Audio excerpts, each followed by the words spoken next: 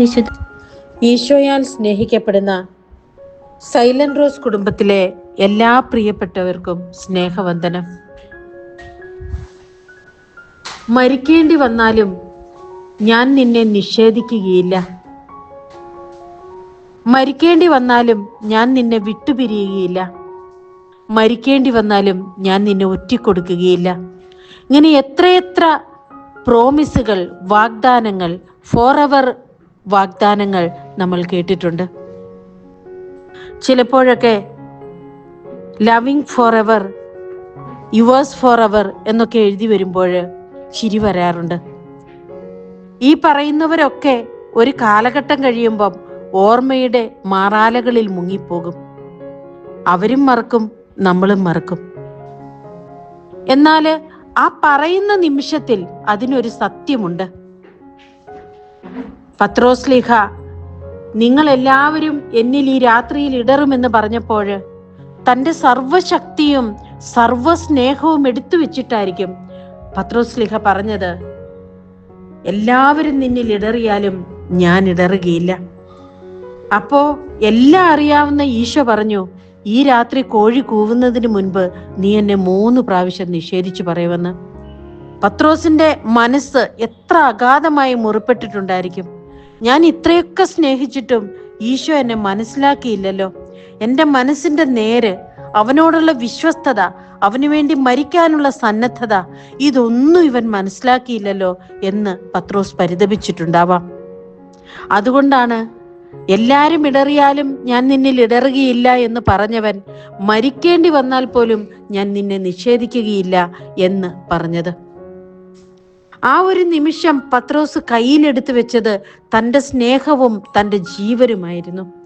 എന്നാൽ ഒരു ചെറിയ ഭയത്തിൻ്റെ നാവ് തൻ്റെ നേരെ ഉയർന്നപ്പോൾ, ഒരു ചെറിയ നീർക്കോലി വെറുതെ ഒന്ന് തലയാട്ടിയപ്പോൾ പത്രോസ് ഭയന്നുപോയി. ഭയം അവൻ്റെ ജീവനെ പോലും കൊടുക്കാൻ തയ്യാറായ ആ സ്നേഹത്തെ മായ്ച്ചു കളഞ്ഞു. അതുകൊണ്ടാണ് വചനം പറയുന്നത്, സ്നേഹം സകല പാപങ്ങളെയും മായ്ച്ചു കളയുന്നു, സ്നേഹത്തില് ഭയത്തിനിടമില്ലെന്ന്. ഭയം എവിടെയുണ്ടോ അവിടെ സ്നേഹത്തിന് സ്ഥാനമില്ല. ഒരു ഭയപ്പാടുണ്ടാകുന്ന സാഹചര്യം വന്നാൽ നിഷ്കരുണം ആ ഭയമുള്ള വ്യക്തി സ്നേഹിച്ച ആളെ തള്ളിക്കളയുക തന്നെ ചെയ്യും. പലപ്പോഴും ജീവിതത്തിൽ ഒരുപാട് ഒറ്റപ്പെട്ടു പോകുന്നതിന് കാരണം അതൊക്കെ തന്നെയാണ്. ഭയമാണ് സ്നേഹത്തിന് മുൻപിൽ പലപ്പോഴും വിജയം വരിക്കുന്നത്. ഈശോയുടെ സന്നിധിയിൽ നമ്മുടെ ജീവിത ബന്ധങ്ങളെ നമുക്കൊന്ന് എടുത്തു വെക്കാം. എത്രയോ ബന്ധങ്ങളിൽ ഞാൻ നിന്നെ ഒരിക്കലും ഉപേക്ഷിക്കുകയില്ല എന്ന് പറഞ്ഞിട്ടുണ്ടാവാം.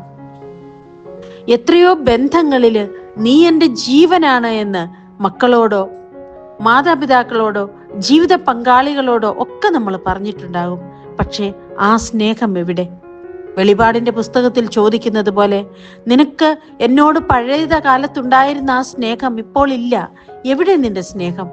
അവിടെ സമൂഹം എന്തു പറയുമെന്ന ചിന്ത, ജീവിതത്തിലെ മറ്റുള്ളവർ എന്തു വിചാരിക്കുമെന്ന ചിന്ത, ഇതൊക്കെ സ്നേഹത്തെ ഭയപ്പാടോടെ തള്ളിപ്പറയാൻ ഇടവരുത്തുന്നു. ഈശോയുടെ മുമ്പിൽ ഇരുന്നു കൊണ്ട് നമ്മുടെ സ്നേഹത്തിന്റെ ഭീരുത്വം കൊണ്ട് ആരെങ്കിലുമൊക്കെ വേദനിച്ചിട്ടുണ്ടെങ്കിൽ അവരെ ഈ കുരിശിന്റെ ചുവട്ടിലേക്ക് കൊണ്ടുവരാം. പത്രോസിനെ ഈശോ തിരിഞ്ഞു നോക്കുന്ന ഒരു രംഗമുണ്ട്. അതുപോലെ നമ്മൾ സ്നേഹിച്ചിട്ട് ഭയം കൊണ്ട് മാറി നിന്നപ്പോൾ അവരുടെ കണ്ണുകളും നമ്മളെ അപ്രകാരം തേടിയിട്ടുണ്ടാവാം. ആ ഒരു നിമിഷാർത്ഥത്തിന്റെ ദുഃഖം ഒരായുസ് മുഴുവൻ പേറുന്ന വ്യക്തികളും ഉണ്ടാവാം.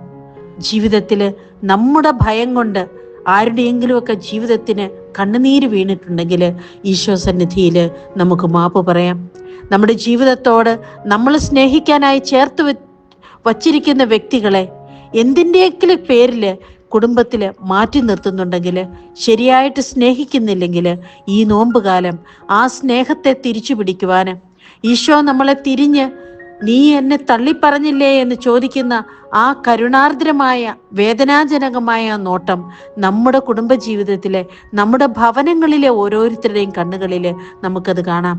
അത് ചിലപ്പോൾ പ്രായമായ ഒരമ്മയായിരിക്കാം. അവഗണിക്കപ്പെട്ട ഒരു സഹോദരിയായിരിക്കാം, ഭാര്യയോ ഭർത്താവോ കുഞ്ഞുങ്ങളോ ഒക്കെ ആയിരിക്കാം. ആര് തന്നെയായാലും അവർക്ക് അവകാശപ്പെട്ട ആ സ്നേഹത്തെ നമ്മുടെ തിരക്കെന്ന് പറഞ്ഞോ, നമ്മുടെ ഇഷ്ടമില്ലായ്മ പറഞ്ഞോ, നമ്മുടെ സാമ്പത്തിക കഷ്ടപ്പാട് പറഞ്ഞോ മാറ്റിവെക്കാതെ സ്നേഹം കൊടുക്കാനുള്ളതാണ്. അതൊരു നദി പോലെ മറ്റുള്ളവരിലേക്ക് ഒഴുക്കാൻ നമുക്ക് കഴിയട്ടെ. ആമേൻ.